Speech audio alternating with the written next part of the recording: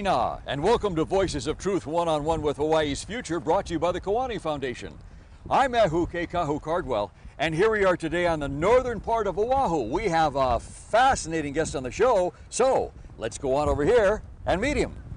Thomas. Hey, Ahu. Aloha. Aloha. Good to see you. How are you? Very fine. Good. Thomas Shirai, did I say your name right? Yes, that's correct. Great. And Thomas, tell us where we are today. Today, this part of the North Shore is called the Ahupua of Kawaihapai. Kawaihapai. Yes. But when you and I were talking a couple of minutes ago, you gave me a stern warning, didn't you? What did you tell me? Tell our viewers, what did you say to me? I'm a recognized lineal descendant of this Ahupua. Yeah, but you told me something else. You said I'm on what? What land am I on? You are on, as we speak right now, you are on my family's land at one time during the Mahele. Wow. The original patent. So, but wait a minute, Thomas. This is a public park today. The Ahupua system goes diagonally, and right here, this portion is part of it.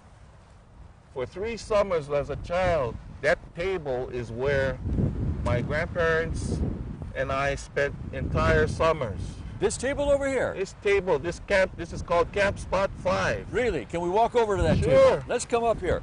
So, what you were saying a moment ago, Thomas, is during the Great Mahele, and that was back in the 1840s, yes? Yes. And that's when the concept of privately owned land was introduced into Hawaii. Yes. And that's when land started to get divvied up and people started to own land. Absolutely. Although according to the Hawaiian culture, you can never own land, you can only be the caretaker of land, right? Yes, absolutely. My family's been here for, if you can go that far, it's been here for a very, very long time. When you were a little boy, yes, you would come here and sit right at this table with your grandfather, yeah?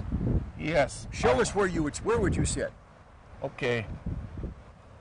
Hawaiians don't face their rear end to the ocean. Okay, so you would That's sit a here. habit. You would sit yes. here. Okay, where would your grandfather sit? Sit there. So he would sit right here? Just like how we're sitting right now. That's amazing. Just like this right now. Yes. Wow, and you guys would talk, huh? For my grandfather and grandmother, they didn't talk too much. It was me to observe. You don't get to say anything. You just watch. You don't even ask one question. You observe everything, and you observe what you can. If you missed it, you missed it. So you listen and observe. I did a lot of listening and a lot more observing what he did. They didn't talk too much about in-depth cultural stuff, since all I did was I just seen him do certain things that were not done ordinarily. And then as I got later on doing my own genealogy, I found out why. Uh-huh. And why? What did you find out? I mean, they're so well connected. It's just like the Aina and them are one. So the people of old, yeah, were well connected to the land. The land, the ocean. There's this oneness with them. Yeah. You know, they get in harmony with the creatures of the sea and everything, all the elements around, you know. Whereas you would see people get all panicky when you see the shark over there. He's over there smiling. And he actually goes in the water over there, and the shark don't bother him. Your grandfather? Yeah. Yeah. My grandfather, he specialized in 2 things. He was a fisherman, and he was a taro. He planted taro, a taro farmer. He planted taro. He knew, and farming, he knew what to do. So he knew how to get food from the ocean as well as from the Aina, yes. the land. Wow, that's amazing. That kind of stewardship is, you know, I don't have any words for it because it's so simplistic, but yet so sophisticated at the same time. So rich and deep, yeah?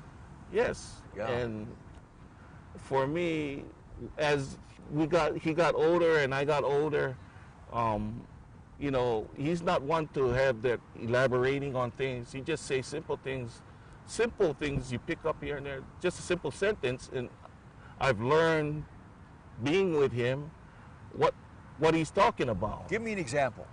Give us an example. water nice. He's not talking flat. Get your gear out and get out there and go fish. Get the fish. That's a beautiful thing. It's not go on the beach and go get suntan lotion and check out all the chicks and stuff like that. That's beautiful to him. Uh-huh. And playing is when you're gathering. That's your playtime. That's your playtime, when you harvest and gather, huh? Yeah. You know, and out of you learn respect with them also. Even when I was in my late 20s, early 30s, I was still the bag boy. While he was older, where he got injured, his leg injury, he couldn't do those other things that he liked to do, but he could still go out and pick limukohu and stuff. I'd be the bag boy. The seaweed. Yeah. So you'd hold the bag. Yeah. No shame at all, because that's his, out of Yes. respect. Even though I could do it, that he, Wow. take a back seat. That's the kind of respect I had for him. Wow. It's not, oh man, sit on the side. No. No. He wants to do it, let him do it. Go out there, and the focus would be, if the wave, he cannot lose his footing on the wave, then I grab him. But other than that, I'm out there, I'll be the bag boy. When I'm done doing my thing, spearfishing, catch your, I lay it all out on the washer, I put them on the grass, and he chooses which one he wants. If he wanted to take the biggest one, or the best there, so be it. That's something I accept, and we make the best of it. Wow. Until I met my wife. then he sort of, then he, on his own, he said, never mind me. You go ahead. Go take it to your girlfriend at that time. How old did your grandfather live to be, Thomas?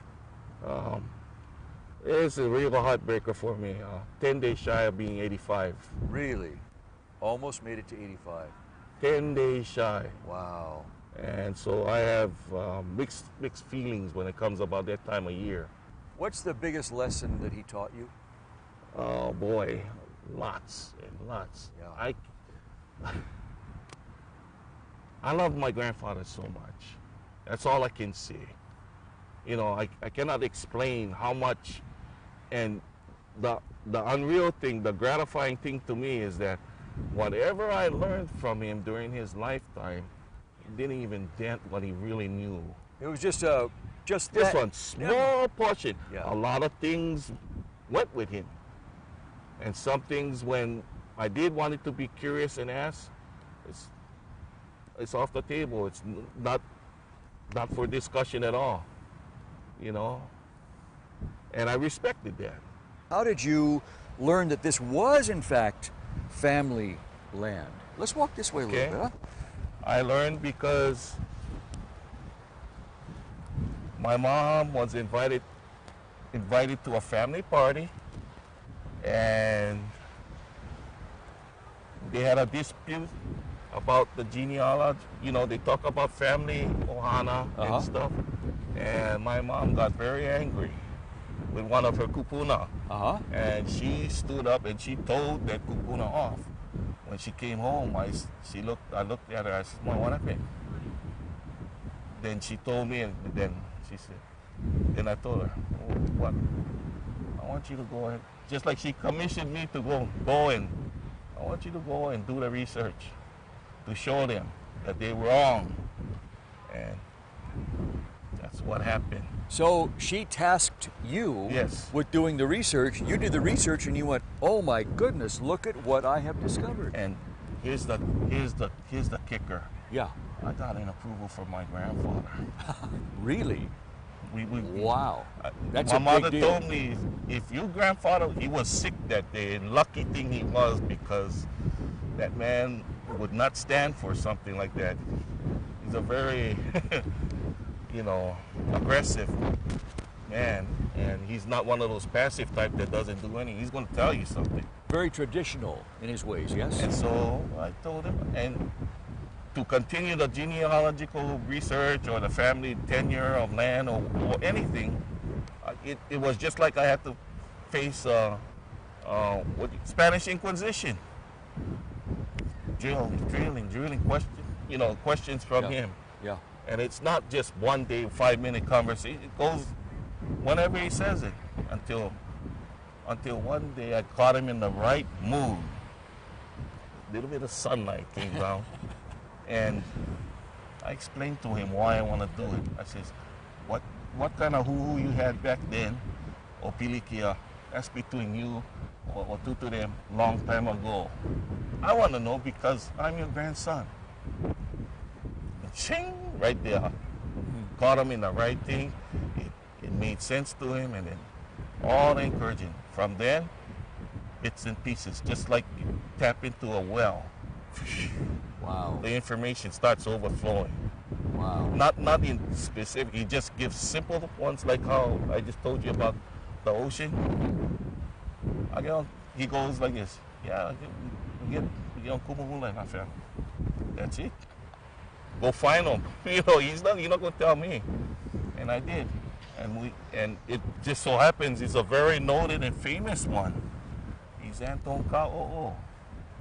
He's had students such as Iolani Luahini. Oh, wow. Lokalia Montgomery. Wow. George Naopi. All that, George Holoka. Those are big, the famous, storied names. Those are the big teachers. And if you ever heard the song Liliue, Oh, yes.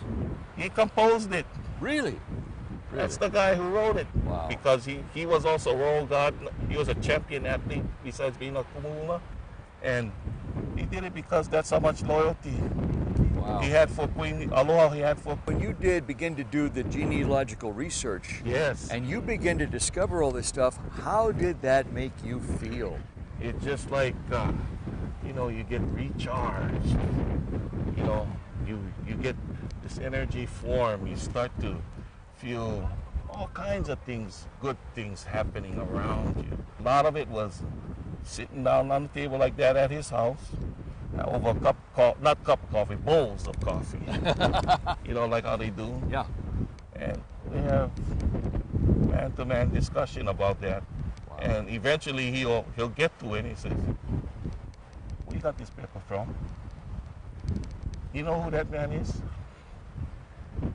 And my goodness, it's just like he was there today, the way he was describing things. Or I take him go riding from his home, come down towards this section of the island, just like it was yesterday. He remembered everything. Wow. And he did it every day, because I spent every day with him after, in his later, a good 10 years, these last 10 years of his life. Well, I was the favorite anyway, and I was also the oldest grandchild. Uh-huh. And so I grasped a lot. And when you get the Hawaiian style is they're going to mama the oldest, and they did me. Wow. So, Thomas, how did this island, this land, somehow get to be your family's land into a public park? Okay. How'd that happen? Like a lot of stories, like how in Hawaiian culture and history goes, it's a beautiful beginning. They lost it because of World War II. Really? How so? They wanted to make Dillingham Airfield. Oh, they wanted to make this airstrip over here, huh? So all the lands around here was confiscated. Wow. And then that's why for decades, nobody said nothing. They don't talk about it, because they're very, they get feelings about that kind of stuff. Sure. But after a while, when we start, and that's one of the things why I went to that Spanish Inquisition. I said, and made it clear to them, I says, whatever happened to you in Tutu or whatever with the government did, that's you guys, Kuliana. I'm here just because I'm your grandson and I must know these kind of things. And then I'm going to pass it on to my heirs. Mm-hmm. And then so that the story be told, the real story. And then he told me some things. Then he started.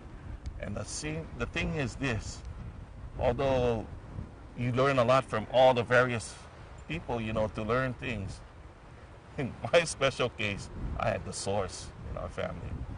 That's the man who all the kupunas call first. He's the translator.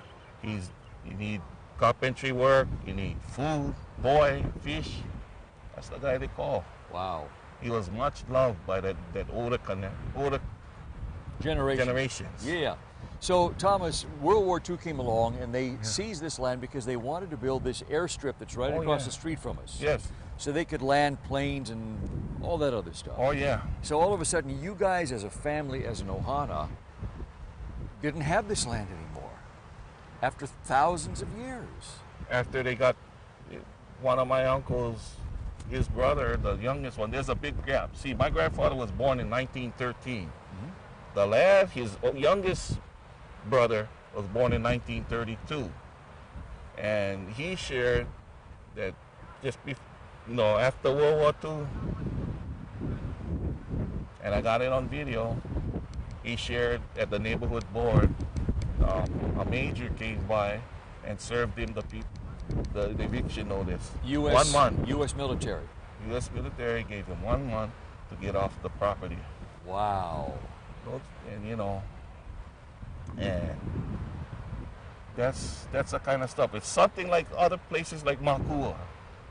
Something like that. So when I hear what happened to Makua, I have that same feelings. What happened? Yeah. And they were supposed to give it back, and they never did. And they got all kind. They gave it what they call market value, but there's no price when you can get 3, 4 crops of taro in 1 year. There's no price, or you got an endless supply of fish out here. Yeah. There's no price on that. If this happened to your family, yes, it obviously had to happen to many other families too. Yes. Yeah. And one of the techniques or strategies they used was to put people in Kalaupapa. Really? And that's the leper result. colony. That's the result of what happened to my great-grandmother. Really? Tell us They about had that. her. She didn't have any form of leprosy. There's a difference between diabetes and leprosy. And they wanted the land. They wanted the land. This land right here. This land, they wanted it. So that's what they did. Wow. She didn't have leprosy. She had diabetes. Yes. But they said, you got leprosy. I'm sorry, we got to take you to Kalaupapa on Molokai, different island. Thank God she stayed there for a little while and eventually became an outpatient at Kalihi Hospital. She caught the leprosy inside. Once she was in there. Yeah. Records or Kalihi Hospital records, all those kind of records. And sometimes I cry. I can't even look at it. I was going to say, just hearing it, that's heartbreaking, Thomas. Yes. And they took the land. Yes. My grandfather was awarded the Silver Life-Saving Medal by the commanding officer of the Schofield Barracks in 1940. Really? And my mom was the outstanding territorial cadet stationed here when it was called Mokuleia Airfield. For me, I'm also a recognized hero. I served in the United States Coast Guard, and I'm a recipient of one of their most prestigious awards called the Coast Guard Medal. It was presented to me by Senator Bob Dole's wife when she was Secretary of Transportation in Washington, D.C. There's only 274 Coast Guardsmen with that honor. Wow. And I'm only the second of Hawaiian ancestry to receive that. When I was in the Coast Guard trying to do the best you can, I didn't know this history was all. And then when I found out, I have very big feelings. It's like, wow, I tried to be a good citizen. Yeah. And this is what happened to my family. Thomas, how can this be prevented in the future? How can this be stopped? Gee, I just had to be vigilant. It's just like how you check your mail every day. I go on I check the websites every day to see what's new. So I rarely miss anything. I'm very well aware, and because of what happened, I've established a good relationship. It took me 15 years to establish a good relationship with the Army. So anything that happens on this airfield, they let me know, whether it's digging out a tree, pouring tar on the tarmac, or whatever. we're going to build a fence, we're going to do this, that. I'm involved. I'm notified. And the state recognizes that because they did in the early 2000s or mid 2000s. I was in the paper because my grandfather, myself, and my mom, we put DOT on notice 7 years before they started doing improvement that you're going to run into family land and this is where burials are. And lo and behold, they did. Well, you see those trees, it's the family house. And they did disturb them. So the significant thing is that on the applicant portion, when you sign it, we have 3 generations that signed it. Is that right? Myself, my mom, and my grandpa. And I sat down with them in Zippy's one day and explained to him, he says, what this about, boy? This is about family. I said, this paper doesn't say we're going to take back the land. We want them to know where not to go. And it's on the record. And from then on, that's the vigilance. It all started from genealogy.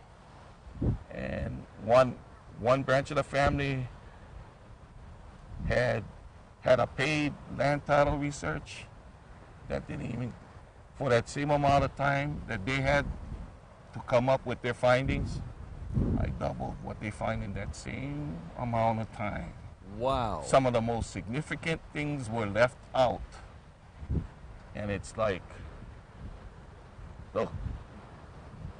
an actual survey done in the 1890s that shows our taro patch, shows where the wetland is, shows where the ocean is and all those kind of things. Showed what this whole area used to look like. Shows who's the kupuna is supposed to be on the land. Wow.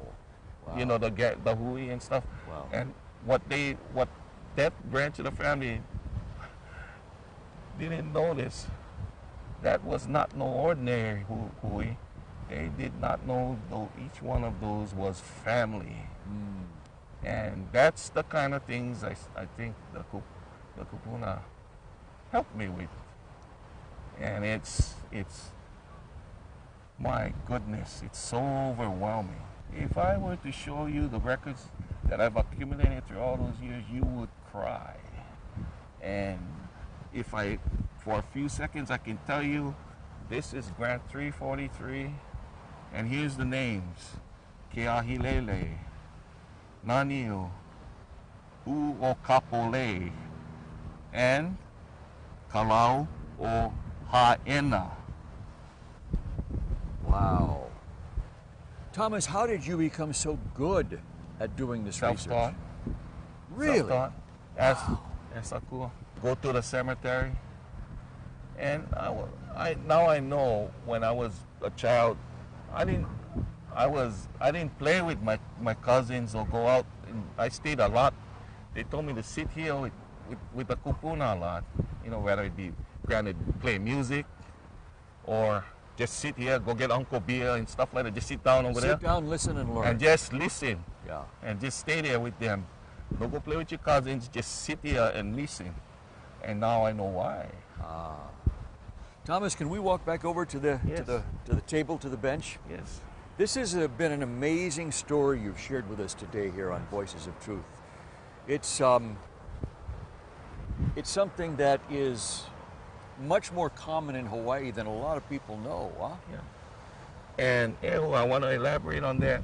What you see here, you see recreation versus subsistence. This is a known fishing ground. Yeah. This is a known fishing ground. We have a fishing koa shrine that borders this Ahupua. And it was my grandfather's kuleana tumalama there. So what you're saying is this should be used to feed people rather than to Absolutely. go out there and Not go treat play. it. Yeah, and play. Yeah. This is all fishing grounds. This is before Ehu, my grandfather speaks. You want to talk about monk seals and turtles? They look like a sashimi platter all on the shoreline. And Yeah. they live in harmony with each other. When you go past the depot, you can see the whales spouting. Yeah. Pods of dolphins. Schools of, even not one shark. What school shark come inside. Wow. And he told me that's, when I told him that kind of stuff, I said, he told me, yeah, that's my family. He told me. Wow. They there to they just came in to see who you. Wow. And that's pretty. That's heavy duty. Mahalo, Thomas, for sharing this information and this history with us today. Yes. It's an amazing, amazing thing that more people need to know and put a stop to. People need to get their land back. And that's where we have to leave it today. So, Thomas, mahalo for being on Voices of Truth and sharing all this with us. And to our viewers, mahalo for joining me and Thomas here and hearing what's been going on over the thousands of years. So remember, you can watch us on the web 24/7 on voicesoftruth.tv.com, and you can also like us, Voices of Truth, one-on-one with Hawaii's Future, on Facebook. I'm Ahuke Kahu Cardwell for the Kiwani Foundation, and until next time, ahui ho! Ahui ho.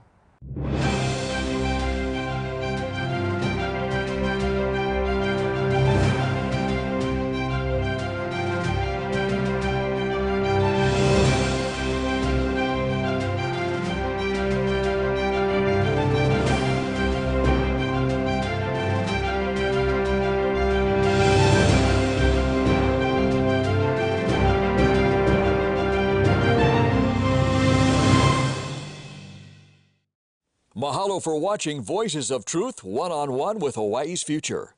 Watch us on the web 24/7 at voicesoftruth.tv.com. You'll find all our shows, including this one, in case you want to see it again or share it with family and friends. Also view our weekly video commentaries at freehawaiitv.com. And check out our blog, published daily, at freehawaii.info. It's all part of the Free Hawaii Broadcasting Network.